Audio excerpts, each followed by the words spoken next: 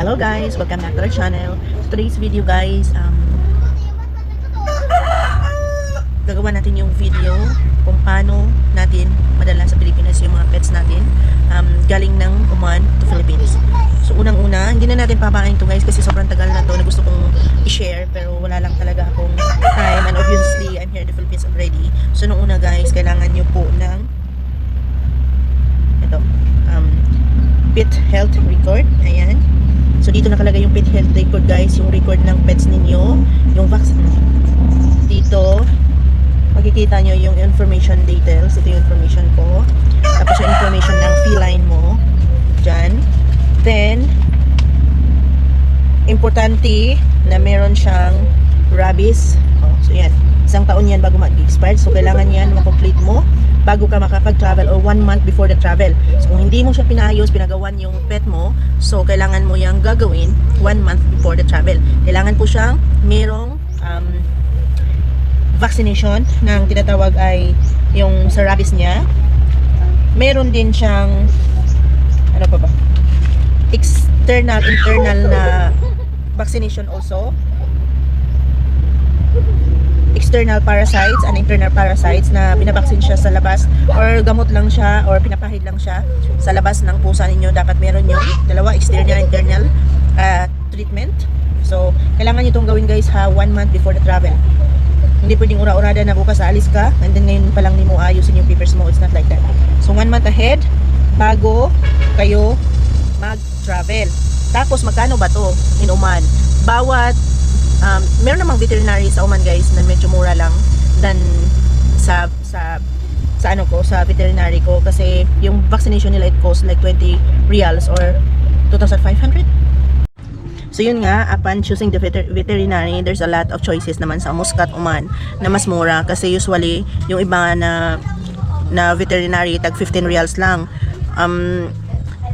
Sa veterinary na to, pero maganda kasi to kasi very accommodating sila. Yung Muscat Veterinary at saka yun yung pinakamalapit sa amin. Hindi ko sinisiraan guys, walang ganun. Pero kung gusto nyo talaga makatipid, meron naman. Hanapan nyo lang. I think kung nasa Al-Hil kayo, marami dyan sa Al-Hil. But make sure yung veterinary ninyo, meron talaga silang certificate na maibigay sa'yo. So,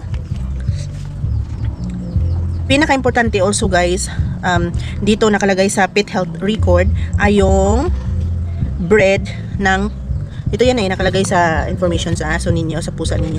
And also, this chip. Ayan, kikita nyo ba yun guys? Yung chip na yan, yun yung record kung nasaan yung pusa ninyo. Tinutusok siya kay Leo. Sa pusa ko, nasa ano siya nasa right leg siya, nakalagay. So, forever na yun. So, kung ita-travel niyo yung pusa ninyo, pag yung chips na yan, nakalubog na sa katawan niya, for life na talaga yan. So, yun yung forever na chips talaga na niya. So yun, importante yun, meron kasi hindi ka pa sasakin ng eroplano kung walang chip yung alaga ninyo. So after all this guys, meron na external, internal parasites, meron ng activated na yung chips niya, meron na din siyang vaccination sa rabies, anti-rabies. So ang gagawin ninyo, 1 week, ay hindi pala, 2 days before yung flight mo, magkakaroon sila ng health certificate checking. So yung health certificate na yan guys, doon mo yan makakuha mismo sa cargo. Ato, cargo to guys ha, cargo ko pinapadala yung pusa ko. Either you want to go cargo alone or flying with you. Okay, kasama mo yung pusa mo sa'yo sa pag-flight mo. Yung sa akin kasi guys, hindi siya naka-flight sa akin. So separate siya, may nagsundo lang sa kanya doon sa mismong terminal sa Pilipinas. So ngayon, ang requirements po doon ay yung tinatawag nilang, yun, ito nga, yung pet health card. Yun yung number 1, yun yung pinaka-passport nila kung saan yung pinaka-passport nila na sinasabi at kung saan nandan lahat yung record ng alaala ng pusa mo. So 72 hours or 3 days bago ka sasakay or bago mo siya paliparin, sasakay siya sa'yo or bago mo siya paliparin, punta ka doon sa ISAT sa likod ng airport mismo kung saan yung cargo nakalagay. I think it's the same process kung isasabay mo yung pusa mo sa'yo, but that place is also for the animals na isasama mo. Yun pa rin yung office na yun. So punta ka doon sa SAT, i-check nila yung pusa mo. So ito kailangan nyo itong malaman guys ha, kasi sa kung doon ka, meron silang tinatawag na, kung sa labas ka ba, kung may veterinary ka sa labas, meron silang tinatawag na fitness health ng alaga mo, ng pusa mo. So ang gagawin mo, huwag ka na magpa-check doon sa labas kasi the same, ang requirements mo lang naman, kahit ipa-check mo sa labas, magbabayad ka ng 20 reals or 10 reals, I think, 10 reals. Kailangan mo yung papel na yun, pero ang magpa-process talaga yung nasa loob din sa veterinary, sa loob ng ESATs or SAT. So sila talaga mag-check na yun, so madubli ka, magbayad ka doon sa loob, excuse me, magbayad ka doon sa loob, magbayad ka din sa labas. So kung ako sa iyo, wag ka na magbayad doon sa veterinary mo sa labas, merong veterinary mismo sa loob ng airport. So doon mo dadalhin yung pusa mo, doon nila i-check, if yung fitness check nila, i-check nila okay ba yung nasa papers mo, okay ba yung pusa mo mag-travel, i-check na talaga physically yung pusa ninyo. So yon. So yun, after noon, i-check na nila yun guys, yung pusa mo physically. After noon, kung ma-check na nila yung pusa mo, okay na yung travel, i-issuehan ka nila ng veterinary health certificate to travel. Health certificate to travel plus the waybill ticket ng alaga mo. So yun yung magkakasama. Make sure na may ticket ka na pala. Kung isasama mo yung pusa sa iyo, make sure na may ticket ka na bago ka pumunta sa veterinary for health certificate to travel. Tapos sa akin kasi, at the same day, dyan lang, pinrases ko lang sa loob At the same day, kinuhanan ko ng ticket yung pusa ko, and then next, yung veterinary health certificate na to travel. And then, maliban doon guys, ang dami-dami mong puntahan doon, pero ituturo naman nila sa'yo. Ito lang mga pinaka-importante na tips para madala nyo nga talaga yung pusa ninyo with you to travel. So yun, isa sa pinaka-importante pala nag-documents gayong makakuha ka na pala ng so makakuha mo na yung yung waybill, yung ticket mo, may medical certificate ka na to travel, also the export certificate the same day or 72 hours before the flight. Yun yung requirements mo, makuha mo yung tatlo, health certificate, yung waybill or yung ticket na pusa, at saka yung export certificate. Importante yung export guys, kasi hindi mo papabalabas ang pusa mo kung walang export certificate. Yung export certificate, dun yun mismo sa Oman. Ngayon, ang requirements din pagdating sa Pilipinas ay yung import certificate, kasi kailangan mo nag-import, anong tawag dito? Wait guys check ko. Yes, kailangan natin ng import certificate para makalusot din tayo dito sa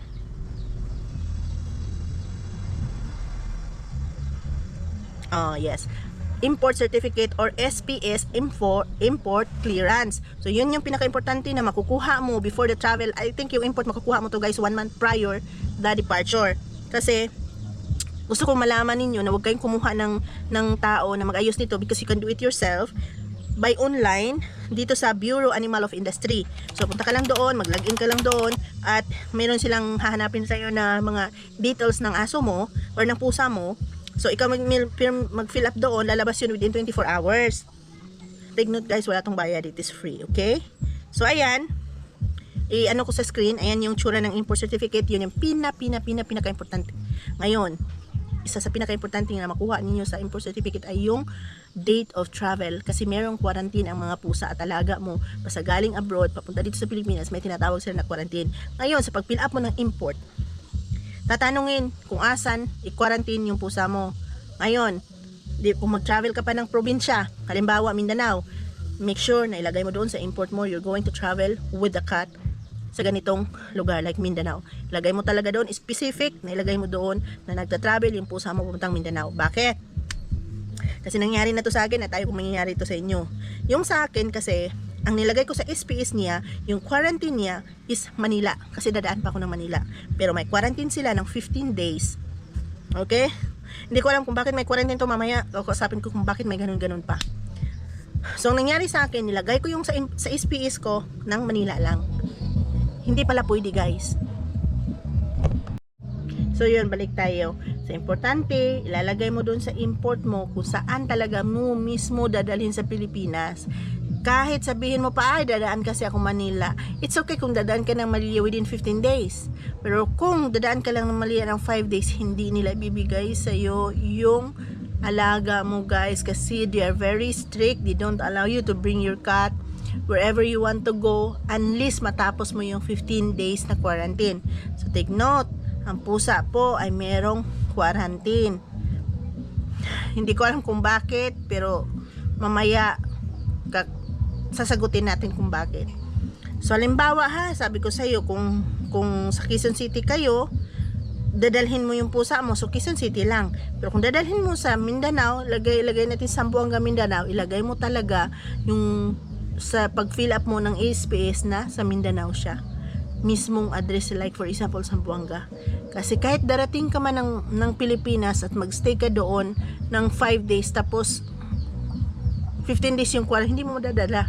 Kailangan mo talagang tapusin yung 15 days na quarantine. So, importante yun guys.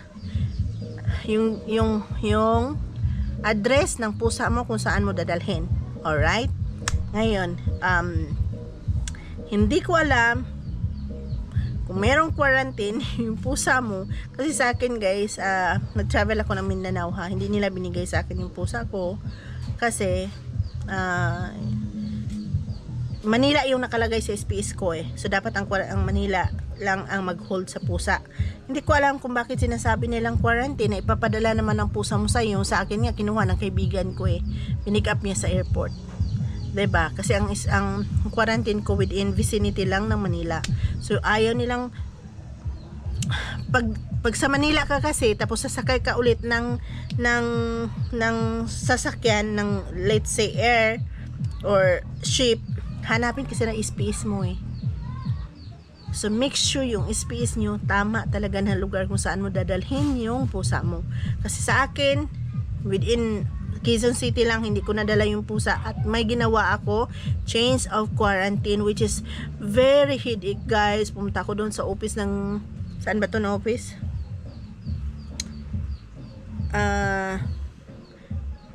Pumunta ako sa Bureau of Animal Industry sa Quezon City para ma-change yung quarantine ng alaga ko.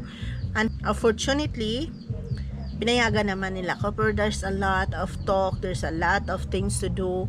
Meron na namang health certificate ng pusa mo, ang dami mo na namang pipilapan. So, less headache or less headache, yung import papers mo talaga dapat tugma kung saan ka pupunta sa bansa na to. Okay? Yun lang naman guys. Alhamdulillah, nadala ko naman yung pusa ko sa akin from Manila. Dahil nga sa change of quarantine, punta ako dun sa opisina, nag-void ako, pina-change ko yung quarantine, which is it takes a lot of time, kasi 1 week lang ako sa Manila eh, kailangan akong mag-travel ng after 1 week, 15 days nga, yung quarantine ng alaga ko. Tapos, hindi ko alam kung bakit may tinatawag silang quarantine. Wala naman silang quarantine facility doon sa animal industry.